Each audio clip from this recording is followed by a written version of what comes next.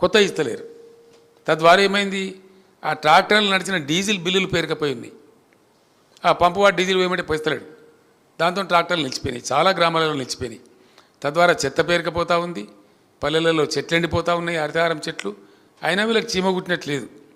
వీళ్ళు చిల్లర రాజకీయాలకు ఇచ్చిన ప్రాధాన్యం ఇట్లాంటి ప్రజా కార్యక్రమాలకు వీళ్ళు ఇయ్యలే. అవన్నీ కూడా ఇప్పుడు ప్రజల ముందు ఉన్నాయి. నాకు చూపెడుతున్నది ఇక చూడు సార్, అది మధ్యలో నిలిచిపోయింది ఇంటిగ్రేటెడ్ మార్కెట్ అని మంచిర్యాలలో నాకు చూపెడుతున్నారు జనం.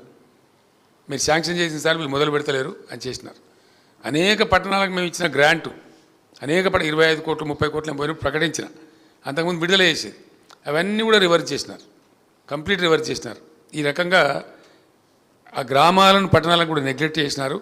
స్పష్టమైన తేడా బీఆర్ఎస్ ప్రభుత్వానికి ఇప్పుడున్న కాంగ్రెస్ ప్రభుత్వానికి అవి చూపెడుతున్నాయి. ఆ గ్రామాలు పట్టణాలు అద్దంలో చూపెడుతున్నాయి. దళిత బంధు దీనిలో పాత బిల్లులు ఇవ్వలేదు, అన్నీ గందరగోళం అవుతూ ఉన్నది. వాళ్ళు ప్రజలకి వీళ్ళ వల్ల ఈ రాష్ట్రం ముందరికి పోదని కూడా గ్రహించారు. దళిత బంధు మేము 1,30,000 మందికి శాంక్షన్ చేసాం. ఎందుకు ఆపద తీసుకోనండి దాన్ని? వీళ్ళు ఇచ్చిన హామీ ఏంది? 6 గ్యారెంటీలలో మన గ్యారెంటీ దాన్ని ఇచ్చింది ఏంది? కేసీఆర్ 10 లక్షలు ఇస్తుండు, మేము 12 లక్షలు ఇస్తామని చెప్పినారు.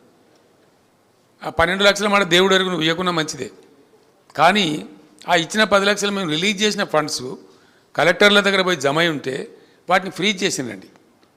ఫ్రీజ్ చేయడమే కాదు, రాష్ట్ర ప్రభుత్వం వెనక్కి తెప్పించుకున్నది కలెక్టర్లను దబాయించి.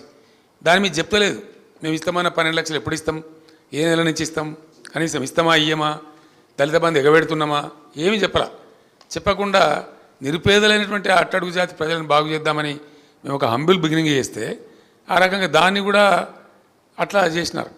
అంటే అది కూడా పెద్ద కోపానికి, దళిత వర్గాలలో కోపానికి కారణమవుతున్నది.